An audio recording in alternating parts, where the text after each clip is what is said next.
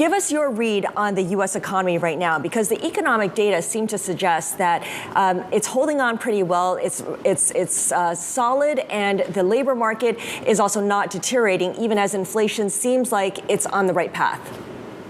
Well, hi, Scarlett. Yes, as we used to say during my time at the Fed, the U.S. economy is in a good place, and it is. It's been remarkably resilient. Growth for 2025 will probably come in north of 2%, finishing strong. Inflation's been basically flat. It did not really move up as a result of the tariffs. We've had strong capital spending in the tech sector.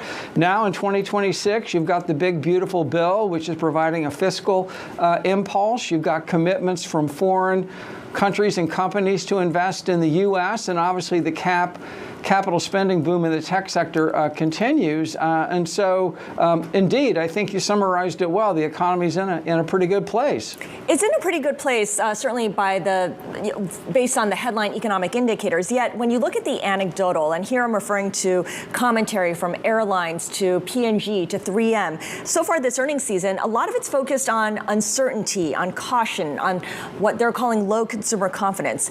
Rich, how much do you read into this downbeat commentary from companies on the front line? Well, you know, Scarlett, I think both can be true at the same time, in the sense that you have a very positive impulse from the tech sector, from tech capital investment, and obviously households that own a lot of stocks and own their own home have done quite well because of the wealth effect, you know, the K-shaped economy that you talked about. But as you move outside of those sectors, I think it is a more of an uneven story, and I think uncertainty is more relevant. And this may well be a year when the aggregates and averages are hiding a lot of interesting differences in the economy. All right, let's turn now to the Federal Reserve, Rich. President Trump saying, of course, that he has finished interviewing candidates to serve as the next Fed chair. And earlier, London Business School lecturer Rebecca Homkes appeared on Bloomberg Surveillance, where she gave her take on who Trump may choose. Take a listen. We've really had different styles of leadership over the past decade or so. You know, Chairman Greenspan ran a very centralized, he was a much different leader. Ben Bernanke went much for consensus. We didn't have Janet Yellen in for very long. We're learning a lot over what Chairman Powell is doing. You know, and we can handle that. You know, the Fed is an independent body. Different leadership styles are to be expected, and we've seen success from different ones.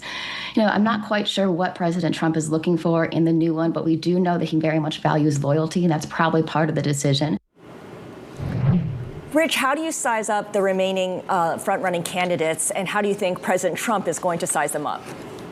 Well, of course, only President Trump knows where he's going to land. What I would say is I know all of them well. It does appear as though Kevin Hassett and the president have decided that perhaps his best role is to stay as the National Economic Council director. So that leaves Governor Waller, Kevin Warsh, and Rick Rieder. I know each of them well. I think each of them would be an effective Fed chair, but they bring different strengths and backgrounds to the role. Chris Waller is a world-class macroeconomist. He's also a good forecaster and good communicator. In the case of Kevin Warsh was a Fed governor. He's had very thoughtful and interesting things to say about changing the Fed as an institution, and in particular thoughts on the balance sheet. And then finally, Rick Rieder is a very respected, legendary investor in financial markets, and obviously would bring a lot of connectivity to the bond market. So all three bring something a lot to the table. It's really going to be the call of President Trump, and we'll see where he ends up. At this point, would any of those picks surprise the bond market?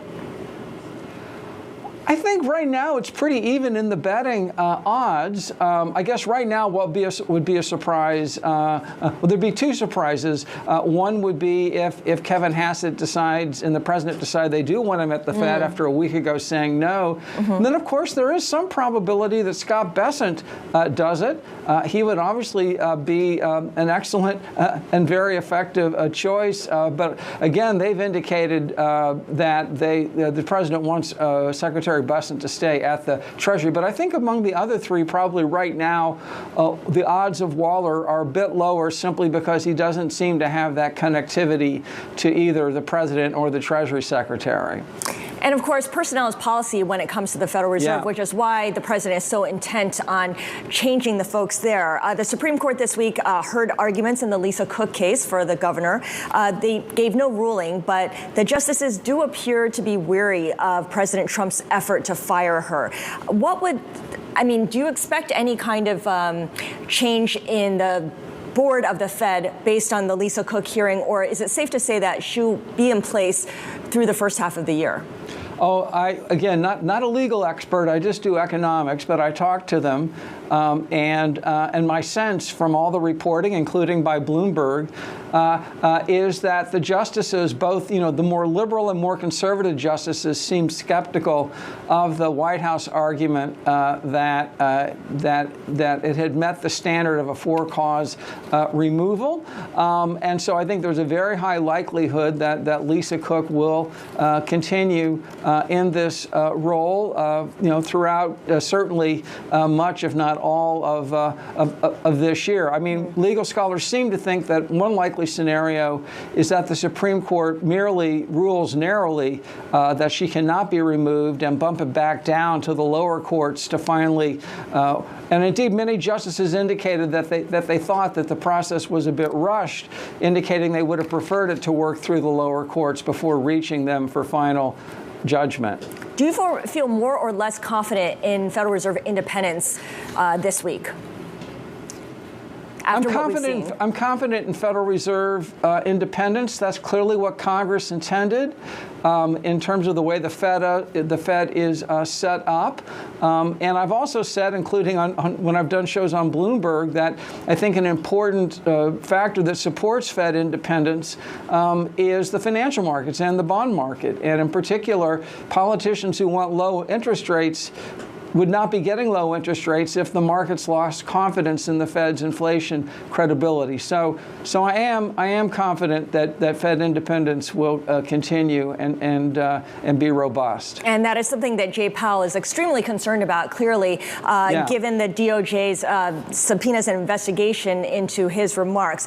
How does the Fed chair address the subpoenas in the post-decision Q&A on Wednesday? Because I feel like it threatens to take over the entire proceedings. He will be asked that. I think he will have a crisp answer when he's asked it initially, and I think he'll stick to that answer. Probably not really wander too far away from what he said in that 2-minute video that was released a couple of weeks ago. I don't expect him to belabor it. I think he'll have a crisp answer, and he'll try to move on, would be my guess.